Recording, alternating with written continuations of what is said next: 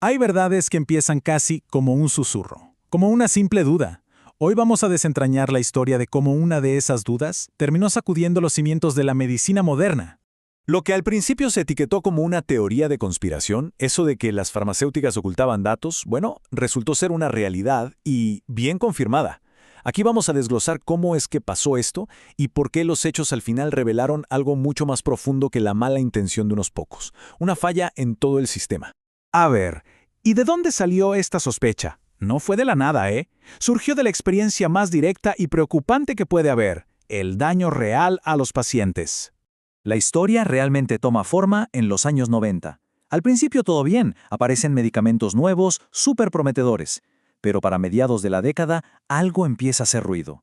Surgen reportes de efectos secundarios graves que, curiosamente, no estaban en la etiqueta. Y esto, claro, desató una pregunta clave a finales de los 90, una pregunta que se hacían tanto pacientes como investigadores.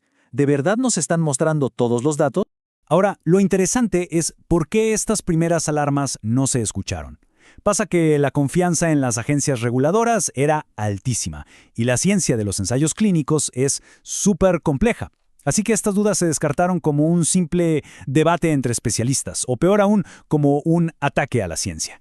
Y así, el tema no logró llegar al público general. Entonces, ¿cómo fue que se destapó todo? Bueno, el secreto se fue rompiendo de a poco.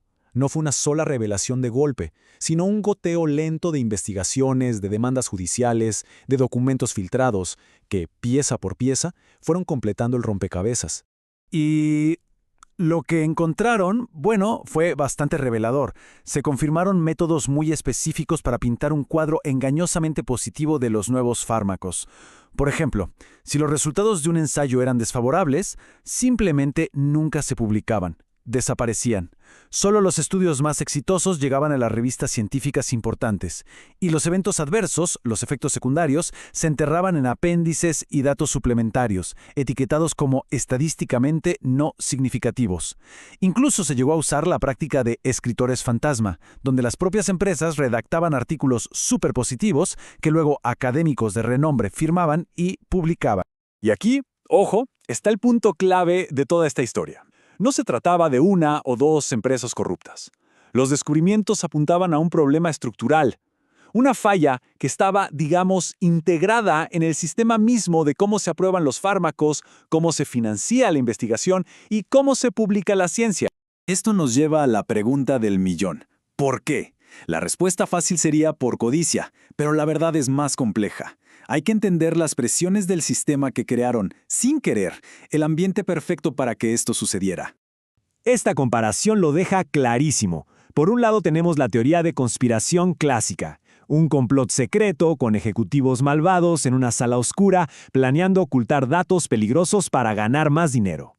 Pero la realidad sistémica es mucho más matizada, más gris. Hablamos de un sistema con una presión financiera brutal y con vacíos legales que en la práctica incentivaban no publicar los resultados negativos.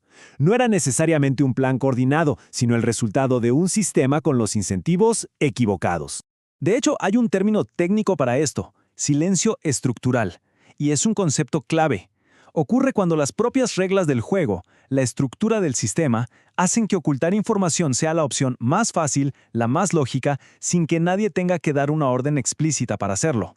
Analicemos un poco esas presiones. Primero, los costos de desarrollo son masivos, miles de millones de dólares por un solo fármaco. Segundo, la presión del tiempo es brutal, una carrera para lanzar el medicamento al mercado antes de que venza la patente. Y tercero, y este es el factor clave, no había un castigo real, una penalización seria por no publicar datos negativos o no concluyentes. Si juntamos todo esto, el camino de menor resistencia era simplemente no publicar lo malo. Todo escándalo deja una marca, ¿cierto? Y en este caso, el legado fue doble. Por un lado, causó un daño innegable muy serio, pero por otro, y esto es lo interesante, forzó un cambio positivo y duradero en todo el sistema médico y científico. Primero, hablemos del daño. Los pacientes tomaron decisiones de salud críticas basándose en información incompleta. Hubo personas que sufrieron efectos secundarios graves que quizás se podrían haber evitado. Y a una escala más amplia, la confianza en todo el sistema médico se vio muy dañada, especialmente entre quienes padecen enfermedades crónicas. Pero como les decía, de esta crisis también salió algo bueno. El escándalo forzó un cambio. Se implementaron reformas cruciales. Por ejemplo, se hizo obligatorio el preregistro de todos los ensayos clínicos, haciendo mucho más difícil que un estudio simplemente se pierda. Publicar datos negativos se empezó a convertir en una norma, no en una excepción, y las reglas sobre conflictos de interés se volvieron muchísimo más estrictas. Es una de las grandes paradojas de esta historia, ¿no? La misma crisis de opacidad fue el motor que impulsó una nueva era de transparencia en la investigación médica. Una falla sistémica tremenda expuso la necesidad de construir un sistema mejor y, sobre todo, mucho más abierto. Entonces, ¿con qué nos quedamos de todo esto? La lección va mucho más allá de las farmacéuticas. Nos enseña a desconfiar de las respuestas simples y, más importante aún, a cuestionar los sistemas que nos rodean. Esta tabla lo resume todo a la perfección. A ver, vamos a desglosarlo. La afirmación central, el núcleo de la historia, que se ocultaron datos, era cierta. La exageración fue pensar que era una conspiración maliciosa y centralizada. Y la causa real, la que se pudo verificar, fue una grave falla del sistema. No era una mentira simple, sino una verdad muy, muy compleja. Y esta es, quizás, la conclusión más importante. En un mundo que nos bombardea con información, la clave no es elegir entre creer o no creer ciegamente.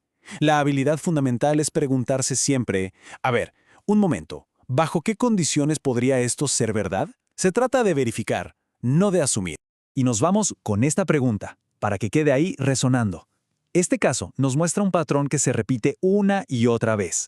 Y la pregunta es, ¿cuántos de los problemas más serios que enfrentamos hoy en día comenzaron siendo descartados como simples teorías de conspiración?